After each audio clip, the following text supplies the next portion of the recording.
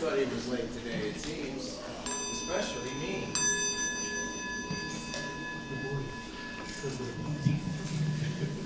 I'd like to welcome everybody to the Unitarian Church of Los Alamos. Whoever you are, wherever you are in your life's journey, whoever you love and whatever you believe, you're welcome here. My name is James Carroll, and this is the sixth lecture in our Biblical Scholarship and Literacy course. Today we're going to talk about Abraham and the sacrifice of Isaac. So last time we talked about the nature of mythology. We defined mythology as meaning-making story, true or untrue, either way, without an implication necessarily of non-historicity. We talked about the historicity of myth, and I told you about my personal bias about how many of the myths we tell have some sort of historical kernel behind them that has then been modified and changed through time. And we applied that to some of the stories like the flood and some of these other elements, and specifically the historicity of Abraham. And we talked about Genesis 9 through 10, the God of the covenant, where we talked about the importance of covenant as an Israelite concept that led to monotheism. So the Israelites moved from polytheism to monotheism through this concept of covenant, a covenant relationship where they were promised or certain blessings if they would worship a single God. And then we talked about the Tower of Babel. We talked about its connection to the place of Babylon and the ziggurats they built there. And we introduced ourselves to Abraham, and we talked a little bit about the historicity of Abraham, if he was really a person.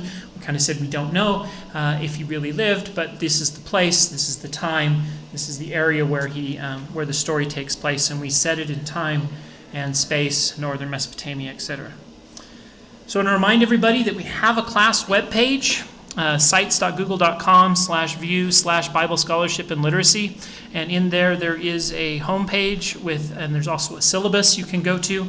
The syllabus has a list of lectures, links to the recording of the lectures, links to the slides, links to my notes sometimes, links to handouts, that sort of thing. And there'll be a lot of material for this class you can go there and get some extra material for. And when I put this lecture up online, I'll also add all those links there that you can look at. So today, I want to talk about the covenant. We always talk about one kind of topic of general interest, and then we talk about one Bible story. So today our topic of general interest is going to be the method of covenant in the ancient Near East. Last time we talked about the importance of covenant, as the movement to monotheism and how it played out in the Noah story. Today we're going to talk about how covenants are made, and then we'll apply that to the Abraham story, where Abraham makes a covenant with God.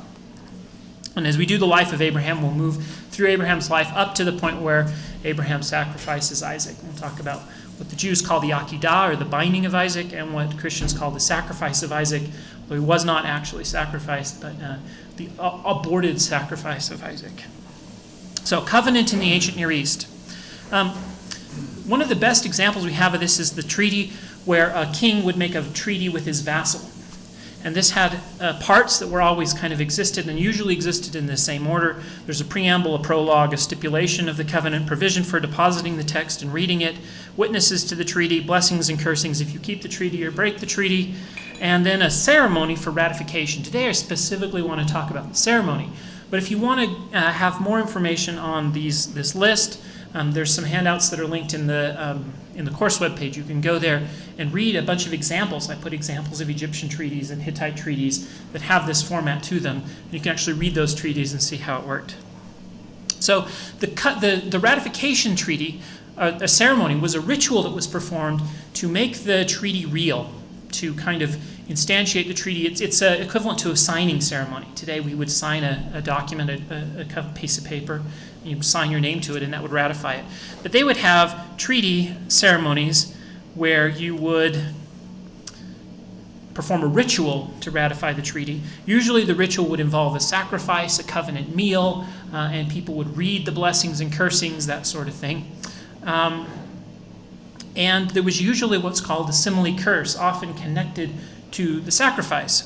The best simile curse example that you've heard of is something kids will often do on the playground. It's cross my heart and hope to die, stick a needle in my eye. It's a list of things that you say are going to happen to you if you break your treaty. Usually quite gruesome list of promised curses. You see this in the actual name for make a covenant in Hebrew. You don't make a covenant, you karat brit, you cut the covenant.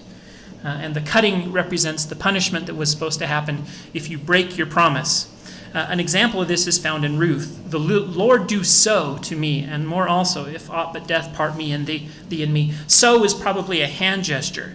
So what would happen is, you'd make some sort of hand gesture. The Lord do so to me, and more also, if aught but death part me and thee.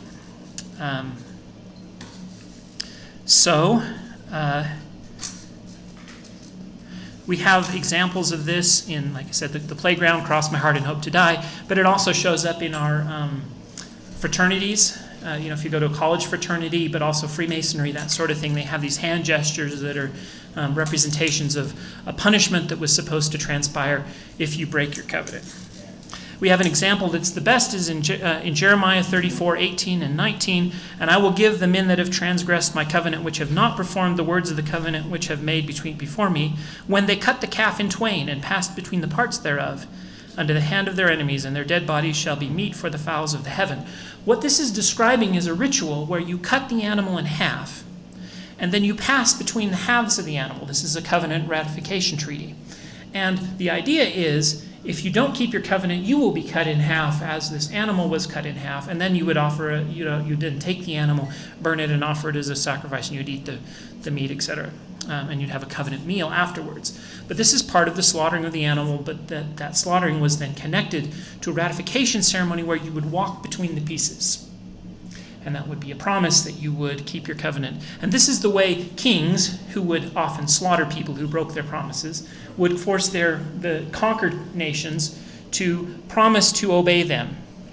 And by cutting these animals in half, making them walk between the pieces, and then if the people they had conquered do not live up to their covenant to serve the new king, he would come back in and slaughter them all. And so this was, again, part of the culture of the time. Specifically involved in how kings dealt with their vassals. And so then it works into the religious texts, not because it was primarily a religious concept, but because it was a political concept that then gets used in the culture to explain God's relationship and the covenant people make with God.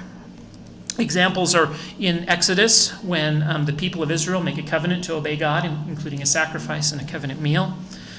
In Deuteronomy, where they repeat the law and repeat the covenant. And again in Joshua, when they enter the land, they pass between two mountains, and they put people on one side chanting the blessings of the law, and people on the other side chanting the cursings, what will happen if you break the law. And the people would pass between the two mountains, and they said, I have put righteousness and sin before you this day. Choose which you will serve. On the one hand or the other, you can choose the blessings or the cursings, depending on whether you keep or break the covenant. Now, the most important one for today is going to be an example in Abraham 15. And what I did was, with this general topic of how covenants were made, I hope I set a background so when we read the Genesis story, what happens and what Abraham does and what God does will make sense, because it will be placed within the context of this larger covenant-making, treaty, ritual background. So for further study, I've got a list of handouts and things I did, including an entire lecture. We did a lecture when we did Mesopotamian religion. I gave a lecture on covenants and rituals and etc. as part of Mesopotamian religious tradition. So there's a lecture on that was part of the comparative religion course that is on YouTube. So there's a link to that. And again, you probably can't read all this. Which isn't important. I'm going to put all of this in the class syllabus. So there'll be links to all of this material in the syllabus if you want to learn more about covenants in the ancient Near East.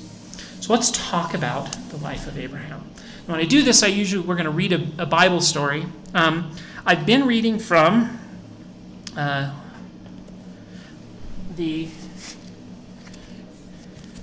this copy of the text. It's the New Revised Standard Version. This is what I've been mostly reading from in this course. Today, I'm gonna go old school, and I'm gonna read from the King James. Partly because I want to expose you to different translations and different thoughts. This is not my favorite translation, but it is the one I've taught this material from before. So I'm gonna steal from that because I got all my notes in my King James text. So partly for my convenience, but also because I think it's good to kind of expose you to different translations and that sort of thing. So let's talk about Abraham. Now, Abraham is called the father of the faithful. He is the progenitor of the Hebrew nation of the Jews, and so they look to him as their example of a good person. And so this story is incredibly foundational for Israelite religion, but also for Christianity, because in Abraham and some of these stories, Christians will see types and shadows of Jesus Christ and will make analogies between Abraham's life and the life of Christ that are fairly important. In fact, Paul describes Abraham as the example of what it means to have faith in Hebrews chapter 11, and he uses this very story. Now, that being said, the story is troubling because it describes a father who struggles to have children all his life, finally has children in a miraculous way, and then is told by God to sacrifice his child in an example of human sacrifice. He takes his child up the mountain, gets to the very point of sacrifice, and God says, no, you don't have to do this. I've seen that you're willing to give me everything, and so you don't have to do this, and he backs off of the sacrifice. So in that sense, this is a very troubling story, especially to modern readers, and it has led to a great deal of debate and controversy, because to faithful people who believe in these texts as a religious thing, this is one of the most moving stories ever told. And to those of us who are atheists or who don't believe in the biblical text, this is one of the most troubling stories ever told. In fact, one of my friends said, what would it be like if Abraham had said, God, you asked me to sacrifice my son. That is an immoral act. I refuse to do immoral things, even if you tell me to, because I will be good regardless. And God had said, that is right.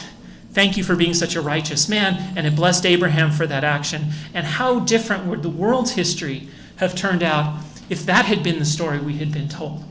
So, with that background of the disagreements believers and non-believers are going to have over this story, I want to do my best to put your head back in the mindset of the people who wrote it.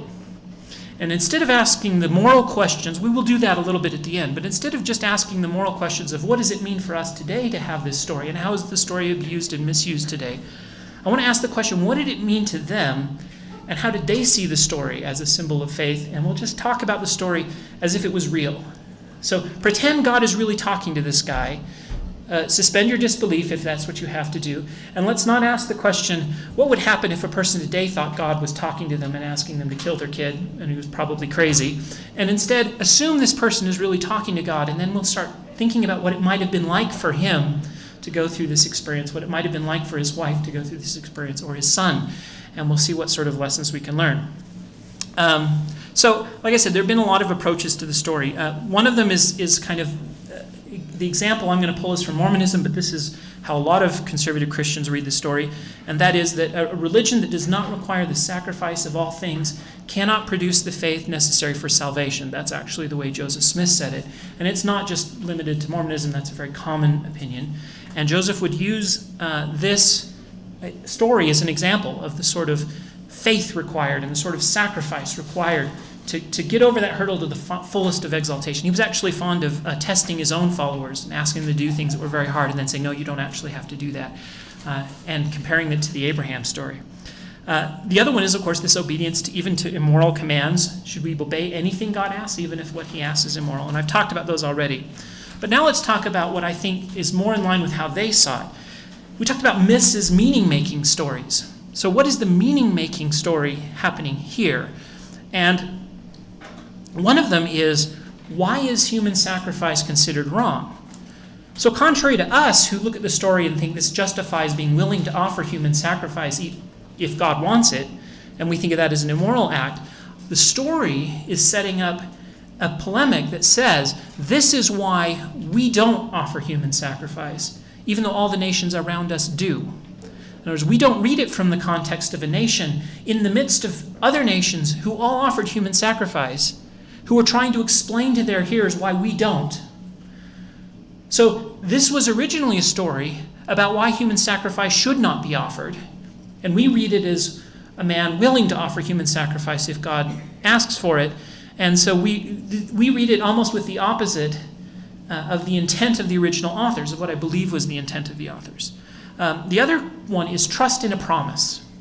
And I'm going to focus on that one today. If we read through the stories, there are certain promises made. We're going to highlight those promises, and then we're going to talk about how the end sacrifice challenges Abraham's trust in those promises.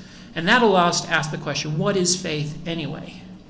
And why does Abraham have faith? And what is it about Abraham that demonstrates faith?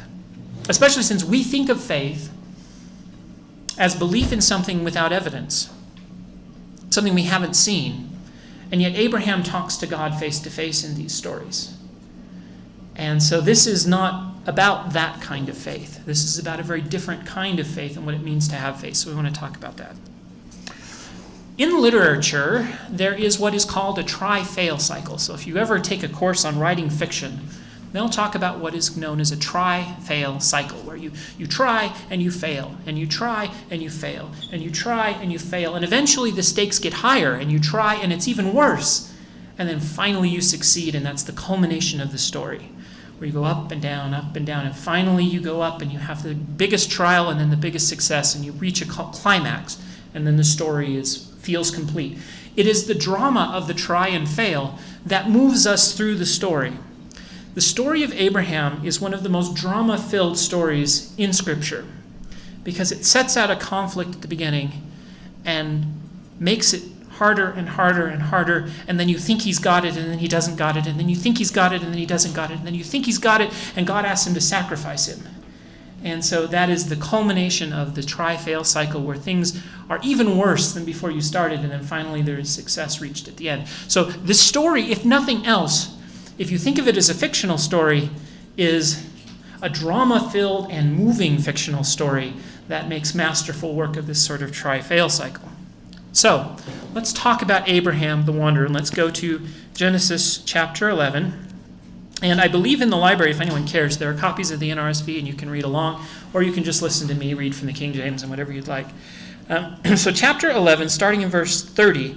But Sarai, now the names change. So at the beginning of the story, you have Avram and Sarai, and then the name is changed to Sarai and Abraham. And so that name change is part of the promise that they will have many, many children and be the father of nations, etc. Sarah and Abraham. Yeah. Sarai. Well, Sarai is the name before, and that's changed to Sarah. Sarai, it starts out with the early version of Abraham's wife's name. Sarai was barren, and she had no child. So that one sentence sets up the conflict of the story that must be resolved. And we, I think, do not comprehend the depth of problem that story presents for Abraham and for Sarai. And the reason for that is because the people of the ancient world, in story after story, in fact, there's two of them from Newsy, where a man talks about being barren and having no children and how horrible that is. And these are stories from the time period. Even in the Epic of Gilgamesh, we see it. There's this quest for immortality and the belief that you just can't have it, and then a quest to accumulate wealth and position and comfort, and then to pass it on to your heir. To create something that you can then give to your child that will preserve that through the next generation. That's your immortality, that's your legacy, and if you don't have it, to some extent you're a failure. And so Abraham needs an heir to pass on his wealth, his legacy to, and Sarai's job as a wife is to create that heir, and if she can't, in fact, if we find from Hurrian marriage contracts of the time and of the place, when the women marry the men, they say, if I do not produce a child in so many years, I will produce a handmaid, a slave, that I will give to you as a wife, a second wife, because polygamy was allowed. Men could have more than one wife. And I will give you a second wife so that she can give you an heir, because you have to have an heir, and I recognize this. So either I will produce an heir, or I will give you a second wife who will produce an heir. And that was in the marriage contracts from the place where Abraham is from, according to the text. He's from northern Syria, and so he comes down and goes into Israel, into the land of Canaan. And again, this was part of their culture, part of their marriage contracts. So this was a huge problem. And as a couple who dealt with infertility, as a couple who dealt with infertility, we know how traumatic that was anyway, and how we felt when we finally had a child. And so without any of this cultural baggage, it's hard enough. And you add this sort of cultural expectation and belief that this is the purpose of life that was really part of this culture, and you realize the depth of the problem expressed in those few words. Sarai was barren. And now we're in 12, verse 1. And the Lord said unto Abram, Get thee out of thy country, and from thy kindred, and from thy father's house, into a land that I will show thee. And I will make of thee a great nation. And I will bless thee, and make thy name great, and thou shalt be a blessing. And I will bless them that bless thee, and I will curse them that curse thee. For in thee shall all the families of the earth be blessed. So, here we have a person who's been offered the promise that everyone in the ancient Near East wanted, and he's also been told to do something that seems to take away that. It's a challenge. He's supposed to create an inheritance that he can give of land and wealth that he can give to his children as an inheritance, but he's supposed to leave his father, his kindred, people who could inherit. You see, if his own child can't inherit, they could. So sometimes if I don't have a child who can inherit, I will give it to my cousin, my nephew, my whatever, right? But I'm supposed to leave my father's house, leave all the people who could possibly inherit as a childless person, give up the land that I might pass on to them, and seek a new land. And so that's a challenge. And yet Abraham trusts in the Lord, it says, and Abraham departed. So this brings up the very next verse, Abraham departed. This brings up what we mean by faith in this story. God will ask Abraham to do things in order to receive a promise. And the things God will ask him to do sound like they are challenging his ability to receive the very promise he's being given. And yet Abraham will do it anyway. So Abraham departed, and the Lord had spoken unto him, and Lot went with him. Now here we have the introduction of another character named Lot. Lot went with him, and Abraham was 75 years old when he departed out of Haran. So what we've done is we've produced the first try-fail cycle. First of all, I've lost my inheritance, but I'm going to a new land. I'm going to get a new inheritance, and Lot has come with me, and Lot is my nephew. And if I don't have a child, maybe Lot can inherit. So he's our first thought of how the promise might work. I will make of you a great nation. Well, maybe that's through Lot. Verse 7. Let's read 5. And Abraham took Sarai his wife, and Lot his brother's son, and all their substance that they had gathered, and the souls that they had gotten from Haran, and they went forth into the land of Canaan. And into the land of Canaan they came. And verse 7, And the Lord appeared unto Abram and said, Unto thy seed will I give this land. And there he built an altar unto the Lord, and who appeared to him. So part of what happens in the story, Abraham will build altars all over the place. And this is an explanation of cult centers that already existed. So these cult centers existed, and then they'll ascribe them to Abraham, and then they'll tell the story about how Abraham built this altar at this time when he had this vision, etc. So that's part of what's happening there. But the other thing that just happened is God said, No, your child will be from your own seed. Now that's a little ambiguous. It could still be Lot. We'll throw Lot out in just a minute. But maybe, just maybe, God's saying you will have your own child, your own seed, who will inherit this great land I'm going to take you to. I took you out of this land. I brought you to a new land. You looked around. There's this big open place without all these cities where you came from. It was busy and inhabited. And here it's open, and you can inherit this great land, and your kids will inherit it after you. All right, so that's verse 7. Then we have this interlude where Abraham goes in Egypt. I'm not going to talk about that much because it doesn't focus on Isaac as much. But there's this moment where Abraham calls Sarai his sister instead of his wife, and there's all sorts of complications in there. This is an example where we learn from the Hurrian text that women who were a wife and also a sister had special place and privilege. And the biblical author himself does not seem to understand the material he's presented with. It's almost like there's a tradition of Abraham going somewhere and getting special treatment because he had a wife with him who was also his sister, which makes sense from the Hurrian culture we know. But the author it didn't make sense to, and so he kind of spins this story about Abraham worrying about them killing him and taking his wife, and that's why he pretended she was his sister, and God curses them. And so there's this whole story that has this kernel in it that sounds like it comes from somewhere, but the author doesn't seem to know what it was really about. And then let's go to chapter 13. Oh, in verse 11 we have Lot chose him all. No, so back up in 10 and 11, Lot and Abraham argue, probably over watering rights because they're shepherds and they're gathering their flocks, and their flocks are fighting, and their servants are fighting over where they water the flocks.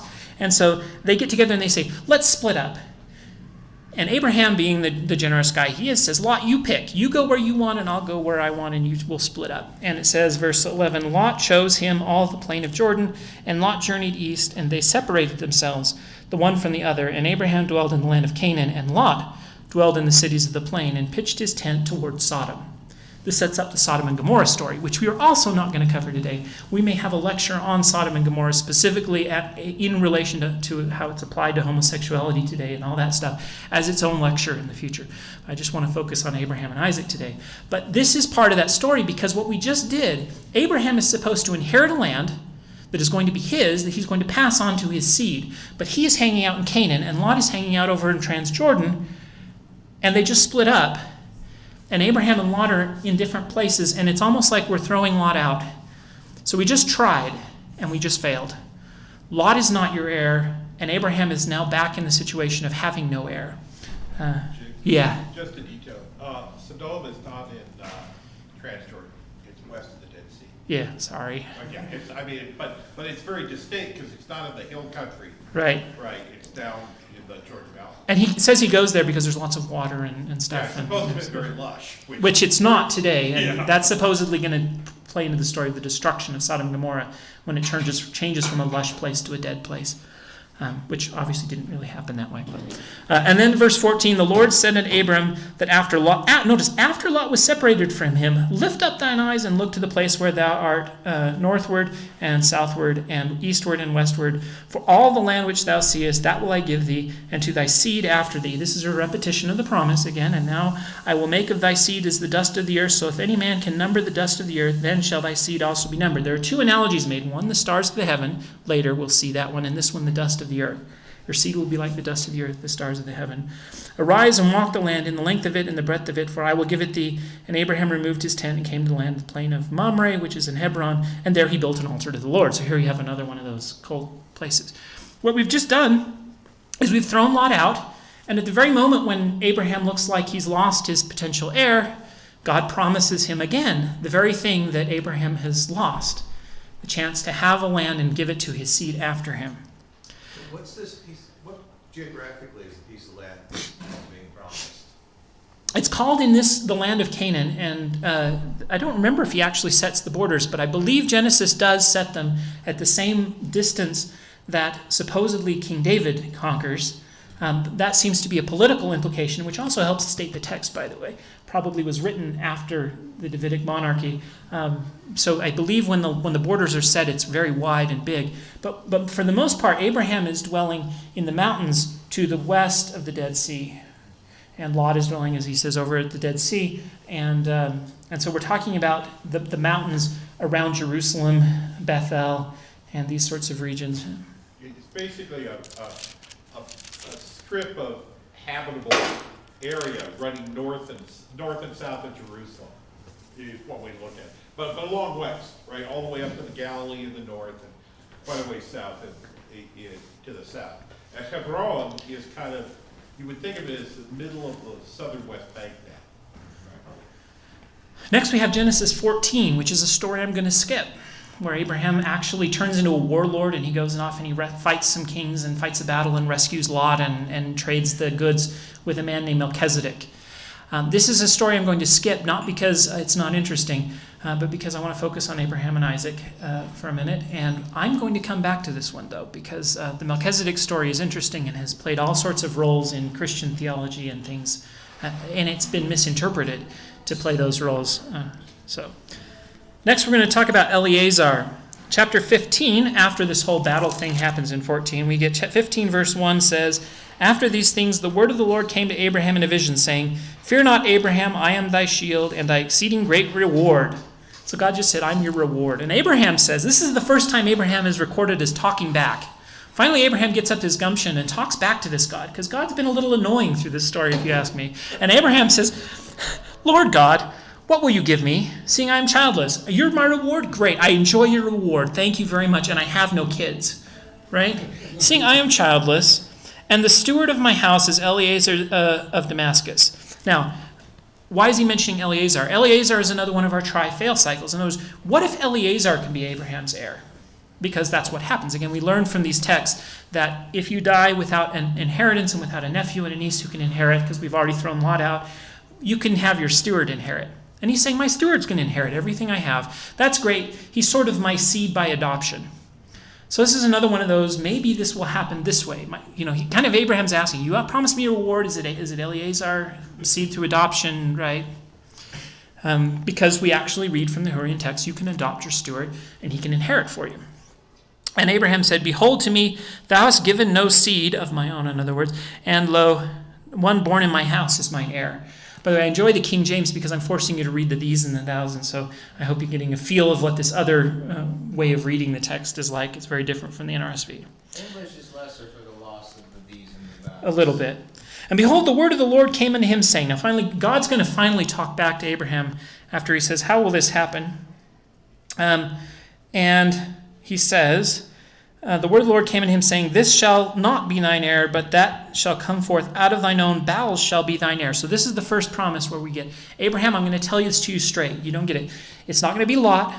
It's not going to be Eliazar. You're going to have a kid. And your own kid will be your heir. And that's explicitly stated in verse 4. And then we get the covenant rituals of Genesis 15. And he brought forth abroad and said, look now towards the heaven and tell the stars if you can be able to number them. And he said unto him, so shall thy seed be. Remember the sand of the seashore and the stars of the heavens. So look at the stars. Can you number how many there are in the stars? You can't. That's how many kids you're going to have. And he believed the Lord, and he counted it to him for righteousness. Verse 6. Now, this is the definition of faith in this story. It's not about believing whether God exists. Abraham chats with God face to face. He even talks to an angel who comes down as a person, and he kind of shakes his hand and feeds him food. It's a physical thing, manifestation, and the angel turns out to be the Lord and talks to him. So Abraham's faith isn't about wondering if there is a God. Abraham knows there's a God. It's about deciding whether he can trust God. This entire story is about trust. It's not about belief. It's about trust. And Abraham believed, trusted the Lord, and he counted it to him for righteousness. Verse 8, and he said, Lord God, where shall I know that I shall inherit it? Now, it's funny because he just told us he believed him, and then Abraham says, how will I know that I'll get it? And again, this is part of the culture, because when someone makes a promise like this, you would often exchange some sort of a token that is a token of the promise. And Abraham is saying, what is the token of the promise you has given me? Because I have no kids. Where's the token? And here's what we get. And I love these kind of pictures of this event from a children's book, because they take everything very literally and kind of miss the mark. But let's read what he says. And he said unto him, take me an heifer of 3 years old, and a she-goat of 3 years old, and a ram and 3 years old, and a turtle dove and a young pigeon. So take a bunch of animals. And he took them, and he divided them in the midst, and he cut them in half. And he laid each piece one against the other, meaning in a line, not touching each other, but one across from the other.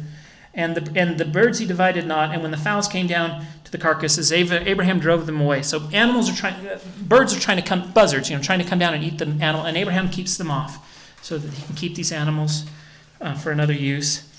And then a deep sleep fell upon Abraham, and there was a horror of darkness, and he has a dream. And he's told that his children will be great. They'll be a nation. They'll go down into Egypt, become slaves, and they'll come forth out of Egypt and will conquer this land, and it will be theirs forever, an inheritance. And he's told that whole Exodus story in a prefigured prophecy. And then in verse 17, and it came to pass when the sun went down and it was dark, behold, a smoking furnace and a burning lamp that passed between those pieces. So here we have in the picture a lamp and a torch floating along. It's kind of funny. I believe what the text is actually describing is the pillar of fire that we see in the Exodus story. And it's just a kind of a bad translation interpretation. Think of the pillar of fire that goes before the Israelites in the Exodus story. That fire represents the presence of the Lord. And so the pillar of fire comes down and moves between the pieces. And this is one of those what the heck moments until you go through what I did the first 15 minutes of the lecture. Because now, do you see what just happened? When a king conquers a vassal, the king forces the vassal to pass among the pieces of the animals. Now, there's blood everywhere when you cut an animal in half, and it passes along this bloody path. And the implication is, if you don't keep your promise, you will be killed like this animal. And Abraham would expect to be the one, he's the vassal to the God. He would expect to be the one to pass among the pieces, and instead, God passes among the pieces. And what God is saying to Abraham is, I would rather die than break my promise to you. By my life as your vassal, I promise that you will have this land, that your children will have it after you, and it will be yours forever, and I will not let you down. And Abraham believes him, and it is counted unto him for righteousness. And in that same day the Lord made a covenant with Abraham, saying unto him, thy seed I have given this land from the river of Egypt to the great river, the river Euphrates. That's all the way down into Mesopotamia. This is, you asked how big this land. This is much bigger than anything that Israel actually has. Now, in the day that this happened, he made a covenant. In other words, this is the covenant ritual. We just talked about how covenant rituals are made. And so this is an incredibly moving story because it places God in the subservient role. All right, now we're going to move through chapter 16. And so, think about what's happened now. God knows that he's going to have a kid and it will be his own kid. But he doesn't have any kids and Sarai is too old to have kids. And remember from a Hurrian marriage contract, what do you do if you're a wife who can't produce children for your husband? It's in the marriage contract. It's your obligation. So, in verse 16, Sarai follows her marriage contract's obligation, and it says, Sarai, Abraham's wife, bare him no children, and she had a handmaid, an Egyptian, whose name was Hagar. And we never get kind of the story from Hagar's perspective, but it says, Sarai said to Abraham, behold, now the Lord hath restrained me from bearing. She blames God for the fact that she's barren. And I pray thee, go in unto my handmaid, that it may be that I may obtain children by her. In other words, her child will be our adopted child and will inherit. And when this happens in the Hurrian contracts, the child is supposed to inherit. And so there's a conflict set up when the child doesn't inherit, which we'll get to in a minute. And Abraham hearkened unto the voice of Sarai, and they have a kid. Chapter 17, the last of 16, it says, and Hagar bare Abraham a son, and Abraham called the son's name, which Hagar bore, Ishmael. And Abraham was 86 years old when Hagar bare Ishmael to Abraham. We have another triphale cycle. Okay, maybe your heir will be Ishmael, and this is how it's going to work. Now again, there's all sorts of cultural baggage we would have with the events that just transpired, from an aversion to polygamy to our feelings about monogamy to slavery itself and to Hagar's choice in the matter. There's all sorts of issues. But again, those issues would probably not have been something anyone back then would have thought about. This was normal. Now maybe they should have. But I think it's important not to apply our morality to their actions wholesale because they lived in a different time with a different culture. God comes down to Abraham and says, walk for me and be perfect. And then in verse 4, and for me, behold, my covenant is with thee, and thou shalt be a father of many nations. And this is when he changes his name to Abraham. Neither shall thy name be called Abram, but thou shalt be called Abraham. Verse 7, I will establish my covenant between me and thee, and thy seed after thee in their generations for an everlasting covenant. And 8, I will give unto thee and to thy seed after thee the land. That's just a repeat of the promise. Now let's go to 15. God said unto Abraham, as for Sarai thy wife, thou shalt not call her name Sarai, but Sarah shall her name be. And I will bless her and give thee a son also of her. And I will bless her. And Abraham hears this, he laughed. And the word laughed has to do with the name of Isaac. Isaac means to laugh or to rejoice. And Abraham, God said, God, let Ishmael live before thee. In other words, you're making this promise, and it's just so far out because Sarah's too old. Ishmael can be my heir. It's all right. I've got this son. His name is Ishmael. And God says, nope. I will establish my covenant with Isaac and his seed after him. Not only with Isaac, but Isaac will have children. And my covenant will be with him and his children. That is incredibly important. Because when Abraham takes Isaac up the mountain, God has made a promise by his life that Abraham will have children with a covenant. And he's also been promised that Isaac will be the father of that covenant with children. So how can that happen if Abraham sacrifices Isaac? Now, I wanted to bring up that conflict because that is the conflict that the story actually sets up in the text. It's not about God is asking Abraham to give up something he wants. He is.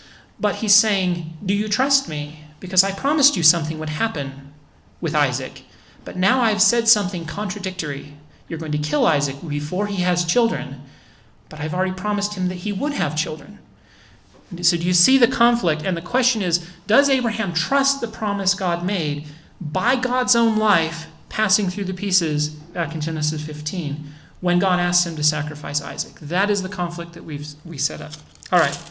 So then we have several intervening chapters. 3 holy men appear in chapter 18, and they discuss the destruction of Sodom and Gomorrah. They also promise Sarah directly to her face that she will have a child. She also laughs. She thinks that's so outrageous. But here Abraham speaks to these angels face to face, and then one of them turns out to be God, and he speaks to God, and God talks to him about Sodom and Gomorrah. And again, we'll come back to the Sodom and Gomorrah story. And then in chapter 19, we have another intervening story. Lot entertains the holy men. The men of Sodom seek to abuse Lot's guest, and they're smitten with blindness. Lot flees out of Sodom and Gomorrah, and the Lord rains fire and brimstone on Sodom and Gomorrah. That's chapter 19. Then we have chapter 20. Chapter 20 has this story where, just like how Abraham went down into Egypt and said, she's my sister with Sarah, now he goes down into a Canaanite city with a guy named Abimelech, and he pulls the same trick. And this story makes no sense in the place it is put, because Sarai at this point is so old that she can't bear children, and she says that, and she talks to the angels about that, and we know that she's past childbearing age. But in this story, Abimelech wants her because she's so beautiful and she's young, and so this story doesn't fit where it's placed. It also seems to have come from a different author. It also sounds an awful lot like the story when Abraham went down into Egypt. And so this is probably 2 different memories of the same event. And the author, the redactor, has combined them. And so now we have another version of the same story with a different person, a different place, put in the wrong place at the wrong time, and it kind of makes no sense where it's sitting. So again, this is another piece of evidence that the story is cobbled together from multiple traditions and kind of placed end to end. Now, but we also have to think of what it means that the redactor has placed it here. What we're doing is we're dragging out the tension. You see, between chapter 17, when Sarai was promised a child, and chapter 21, when she actually has one, all this stuff happens, and Abraham has to wait for the fulfillment of the promise. And so he made a promise, Abraham believes him, and then he waits, and then he waits. And the way the story is told, and he waits even longer. And finally, Sarah conceives. Chapter 21, verse 1 through 3, we have, the Lord visited Sarah as he had said, and the Lord did unto Sarah as he had spoken. For Sarah conceived, and bare Abraham a son in his old age, at the set time of which God had spoken to him. And Abraham called the name of him, his son, that was born unto him, whom Sarah bore to him, Isaac. Remember, we have a promise already that Isaac will be the name of the person that the covenant will be with that I made to you in chapter 15. This story is the story of a miraculous birth. And so, of course, Christian commentators will see in this the story of Mary, who was young and had not had sex, who had a child miraculously, and Sarah, who was old and should have been past childbearing age, who has a son miraculously. And in both cases, they are children of the covenant. So we will have another Christian kind of interpretation of this story that makes the child and the miraculous birth a foreshadowing of Christ. Then we get the story of Hagar, and again, I want to do justice to Hagar, but I have 15 minutes to finish Abraham. And it is a shame to skip her story, and it is a shame that the biblical author spends so little time on her story. Because here we have a slave who was given to Abraham as a wife, and we have no idea whether she wanted that or not. We assume she did, but we don't know that there was any sort of consent involved. It would have elevated her station, and so maybe that means she wants it, but it doesn't elevate her station the way it's supposed to, because she gets into fights with Sarah. And so we have in the text the admission that polygamy is the sort of thing that happened back then, but we have no feeling that it was a good idea. The women fight, the kids fight, and there's interfamily conflict born of this practice. And so again, this is one of the beautiful things, I think, of the biblical text, because it gives us heroes who are flawed, who are imperfect, who do stupid things, sometimes part of their culture, sometimes not, and yet they're blessed, and yet they try, and they fail, and they're human, and they have the sort of mistakes that we have, and they're not held up as these kind of paragons of perfect virtue, but they make mistakes, and I love that about them. They're very kind of human people we can relate to. And Sarah and Hagar fight, and Sarah wants to kick Hagar and her kid out. And Abraham says no, and he actually calls Ishmael his son. He says, I don't want to get rid of my son. And Sarah calls him the boy, and Abraham calls him my son. And you can see Abraham's position on Hagar and her son are very different than Sarah's. And finally, God apparently appears to him and says, don't worry, I'll take care of him, and he will also be a great nation. Let him go. And so Abraham lets him go. Again, this seems to be contrary to the direction of the promise that Abraham's, but he lets him go, and they wander off into the wilderness and almost die of thirst out in the desert. And an angel appears. And by the way, the only time an angel ever appears to Sarah is to rebuke her for not believing. But here, an angel appears to Hagar, actually twice. She'll have encounters with God, and says, over there is water, and blesses her and keeps her alive and protects her, and they lead out into the Arabian desert. And again, this is one of those myth-making stories that are designed to explain something that was happening. Namely, there were people out in the Arabian desert who felt like they were related to the Israelites, and this is the story of how they're related. These are the Ishmaelites, these are the people who live in the Arabian desert, who will eventually become the followers of Muhammad. And Muhammad, who knows this story, will change it and claim that Ishmael is actually the heir of Abraham, actually the one sacrificed, because the people of Arabia, whom Muhammad is descended from, are descended from Abraham through Ishmael, according to this story. So the Israelites are explaining that they believe that they are related to the people of Ishmael, who live in the wilderness, as explained by this story of Hagar, who was kicked out into the wilderness by her mistress, Sarah, who doesn't like her anymore. And God protects her and raises up a people who can live in the wilderness, in the desert, and these become the parents of the people who live in the Arabian Peninsula. Okay, which leads us to chapter 22, the Akedah, which is the Hebrew term for the binding of Isaac, which is as far as the sacrifice gets. Isaac is bound, so they call it the binding. It says in verse 1, it came to pass, after all these things. Now, part of what has happened narratively is by removing Ishmael from the scene, we've left one person that the promise can be fulfilled by, Isaac. So after all these things, Abraham finally has what he was promised, a son that will inherit. He's gotten rid of the other people off the stage. Isaac is all that's left. And God says God tested or tempted Abraham. So we're told from the very beginning this is a test. Abraham is not told that from the beginning. And he said unto Abraham, behold, and Abraham said, behold, here am I, Hineni, here am I. This is a phrase that Isaiah will also use. Here am I, send me. When God speaks to him, Abraham says, here am I. Just as Isaiah says, here am I, send me. I will do as you ask. So this is Abraham in his old age, after he's received everything he wants. We think we've reached a climax. And then the real test comes, and God speaks to him, and Abraham says, yes, what do you want? And he said, take thy son, thine only son Isaac. Sorry. And by the way, the Christian tradition will now, he's not his only son, but he's his only son that's left. And so the Christian tradition will make a big deal of this only son story, because this is another way in which Isaac, just as his mother was like Mary, this is the way that Isaac is like Christ.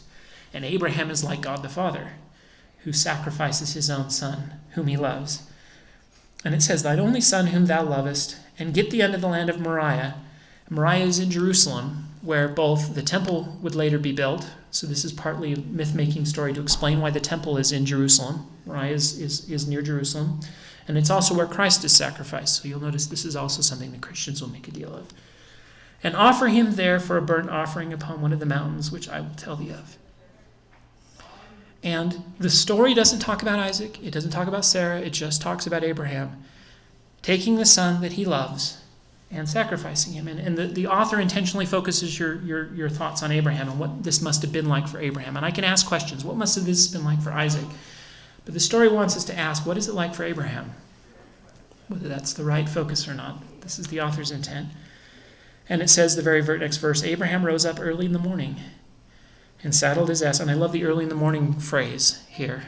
And saddled his ass and took 2 of his young men with him and wood for the burnt offering, and he goes where God told him. This is another instance where God told him to go somewhere and he went. Just like God told him to leave the land of where he was from and go to the land of Canaan, and he went. God tells him to do this, and he goes. And remember two things. We tend to, again, think of this story as God asking Abraham to do something immoral, and Abraham being willing to do it because obedience is most important. That's the way it's taught to us by Christian commentators often, and we grow up with that interpretation of the story. But Abraham lived in a culture where child sacrifice was normal.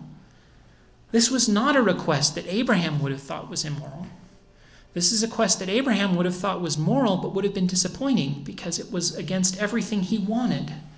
And yet God is asking him to give it. But the core conflict is that God has promised him something would happen through this child. So how can I sacrifice this child and still have the promise that we're told in the text explicitly God told him would be fulfilled, and Abraham says he believes. So we know Abraham believes the promise. And now God has asked him to do something that would make the promise impossible. But the promise has seemed impossible throughout Abraham's life, and God has constantly proven that he finds a way, including a miraculous birth that happened a little while ago. And so Abraham has learned, and this comes back to my definition of faith. Abraham has faith, where faith is not, in the sense of this story, a belief in something he hasn't seen. It's not belief in a God he's never met or doesn't have evidence for. And it's not just trust in God because God said so. It's earned trust that God has earned throughout Abraham's life in making and keeping promises, sometimes in a miraculous way. So faith in Abraham's descriptive sense is an earned trust, in the same way I might say I have faith in my father because my father has earned my trust. Abraham has faith in God because God has earned his trust, and now God has asked one more thing of him that seems impossible, and Abraham trusts that it will work out. And so Abraham took the wood, even if, and the author of Hebrews will just say, even if God has to raise Isaac from the dead, it will work out. And that's the sort of thing Abraham believed would have to happen, just as Sarah had a child late in life miraculously. There would have to be a miracle to make this work, but he knows it's going to work because he trusts him. So he took the wood for the burnt offering.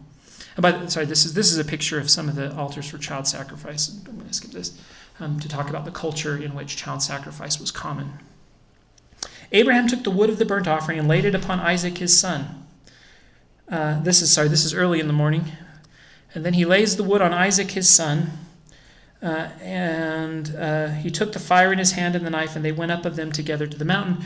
The image of Isaac carrying the wood for his own sacrifice up the mountain of Moriah is borrowed by the Christians as the image of Christ carrying the cross up the mountain to Golgotha, a mountain in Moriah where he will be sacrificed. So again, the parallels in Christian theology matter.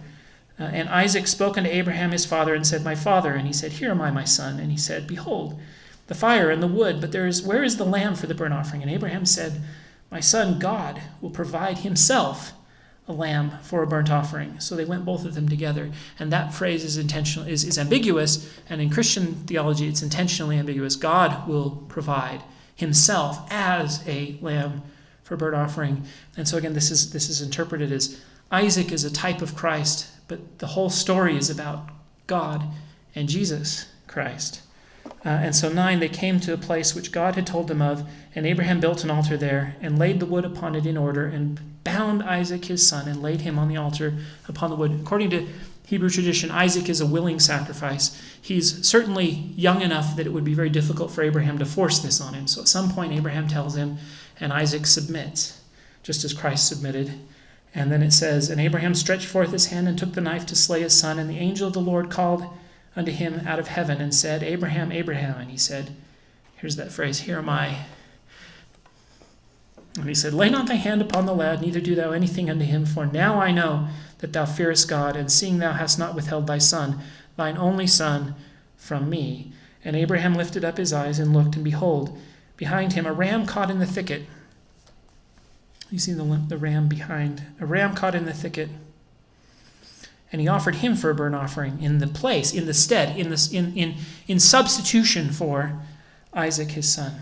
And there Abraham called the name of the place Jehovah-Jireh, as it is to this day. In the mount of the Lord it shall be seen. Jehovah-Jireh means the Lord has been seen. So, again, that is also something that Christian commentators will make a big deal of, that the Lord is seen on this mountain. This is when Jesus, the incarnation of the Lord, came down and offered himself. Now, I've talked a lot about Christian interpretation, but this story is explanatory and motivational for Jewish interpretation as well, because they will describe the sacrifices that take place in Jerusalem as substitutions.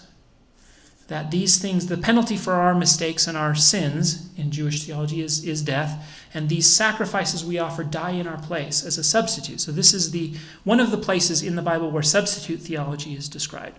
And there are other interpretations of the sacrifice, but it's one of the Jewish interpretations, and it comes from this story. And of course it is in Christian theology. The idea is God commands Abraham for Isaac. At that point, justice and God's command requires that it take place. Just as God has promised death to all of us who sin, according to Christian theology. And so our death is now required.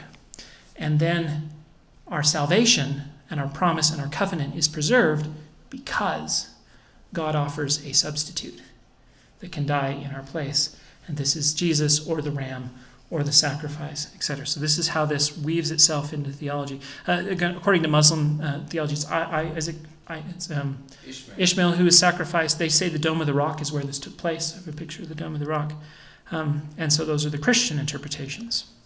So, to conclude, there's a lot of ways you can look at this story. It's been abused, it's been misused. It's often used to describe how we need to obey even immoral commands, etc., that sort of thing.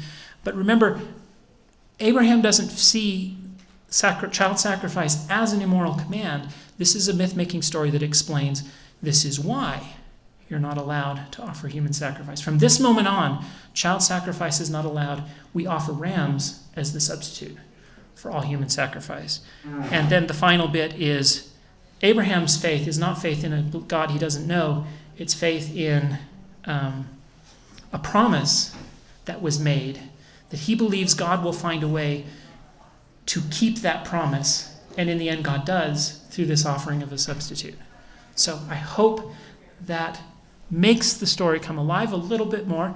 I hope it explains how it would have been seen, I think, by the ancient authors without sweeping under the rug the immoral implications of the story that might exist for us today as modern readers of the story, that we see problems with it, and appropriately so, I think, while also recognizing what it might have meant to them back then and understanding theologically how it's been used by Christians today to justify their own theology of Jesus and Christ and all that comes after. So, thank you. I'll leave you with the question of whether faith is the sort of thing we want, especially this kind of faith where we're talking about trust. And who do we give our faith to? Why do we give our faith to them? Should we believe faith in God? Do we even believe there is a God? But do we trust people? Which people do we trust? And who has earned our faith to the point where we'd be willing to trust them this much to keep their promises? And how do they earn that faith? So we're out of time, but I'll take your question while we kind of clean up. So go ahead. So is this the beginning of prosperity theology? It has absolutely nothing to do with prosperity. I'm not sure this is related to prosperity theology. We are out of time. You have to take the mic, and but I'm not sure how it relates to prosperity theology. But certainly, certainly. So there is a feeling. Prosperity theology will often point at Abraham as an example of someone who was blessed with material things through his faith. And so, yes, if we're talking about the promises made to Abraham, yes. I thought we were just talking about the sacrifice. But yes, absolutely. You also have to keep in mind that there be